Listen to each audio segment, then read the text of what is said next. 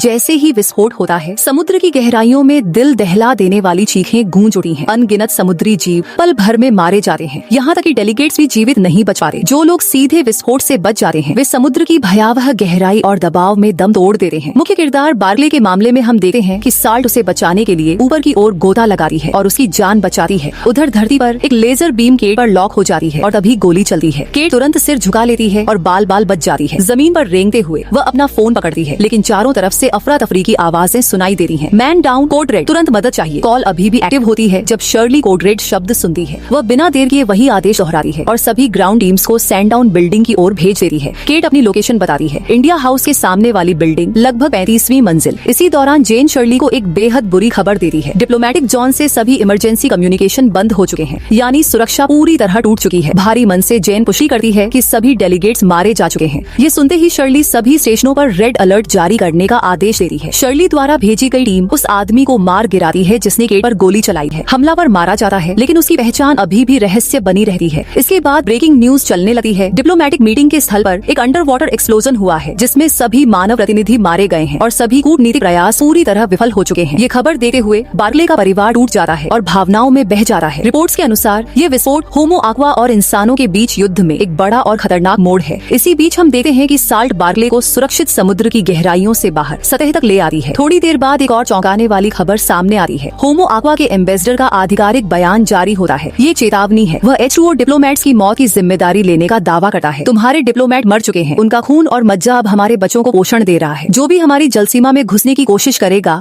उसका भी यही हश्र होगा। कूटनीति का समय खत्म हो चुका है। हमारी सीमाएं सुरक्षित और प्रतिबंधित हैं। दुनिया का पानी अब कभी तुम्हारा नहीं हो। ये सुनकर शर्ली मानने से इनकार कर देती है कि यह फुटेज असली है। वह स्टीव से इसकी जांच करने को कहती है। उसके मुताबिक ये डीप फेक लगता है उन्हीं दोहरे चेहरे वाले राजनेताओं की एक सोची समझी चाल। आखिरकार साल्ट अभी भी बार्कले के साथ समुद्र में थी। तभी एक हेलीकॉप्टर ऊपर से उन्हें निशाना बनाता हुआ दिखाई देता है। हेलीकॉप्टर उनके ऊपर मंडराता है और संभावना है कि दोनों को पकड़ लिया जाता है। इसके बाद बार्कले सामने आकर घोषणा करता है कि वह प्रत्यक्षदर्शी है। वह बताता है कि टेड कैंपबेल ही वह इंसान था जिसने डिवाइस ट्रिगर किया, जिसके कारण विस्फोट हुआ और सब लोग या तो मारे गए या समुद्र के दबाव में कुचल गए। रिकॉर्डिंग के दौरान बार्कले भावुक हो जाता है, क्योंकि उसके साथी उसकी आंखों के सामने मारे गए थे। बार्कले यह सब शर्ली को वीडियो कॉल पर बता रहा होता है। तभी अचानक केट वहाँ पहुँच जाती है। उसका आना अप्रत्याशित होता है। आते ही वह सवाल करती है, अगर सब मर गए तो बार्कले कैसे बच गया? केट को पहले से शक होता है कि साल्ट ने उसे बचाया होगा और बार्कले इसकी पुष्टि करता है। वह साफ साफ कहता है कि जो पॉडकास्ट साल्ट को H2O डिप्लोमेट्स की मौत का जिम्मेदार बता रहा है वह झूठा है। साल्ट पूरे समय उसके साथ ही। वह चाहती तो विस्फोट के दौरान पानी में गायब हो सकती थी, लेकिन उसने ऐसा नहीं किया। उसने बार्कले की जान बचाई। फिर भी साल्ट से सवाल करने के बजाय यूनिट उसे युद्ध बंदी बनाकर गिरफ्तार कर लेती है और कैद कर देती है। केट बार्कले को भरोसा दिलाने की कोशिश करती है कि वे साल्ट से बात करेंगे, लेकिन सिर्फ जमीन पर। बार्कले तुरंत उससे मिलने की मांग करता है, मगर 5 डेलीगेट्स की मौत से हिली हुई केट इसकी इजाजत नहीं देती। पॉडकास्ट के बाद दुनिया की नजर में साल्ट एक विलेन बन जाती है, जबकि सच्चाई ये है कि उसी ने बार्कले की जान बचाई थी और अब वही कैद में है। अंतिम दृश्यों में हम साल्ट को अपनी कोठरी में चीखते हुए देखते हैं। यूनिट में मारे गए लोगों का सामान इकट्ठा किया जा रहा होता है ताकि उनके परिवारों को लौट आया जा सके।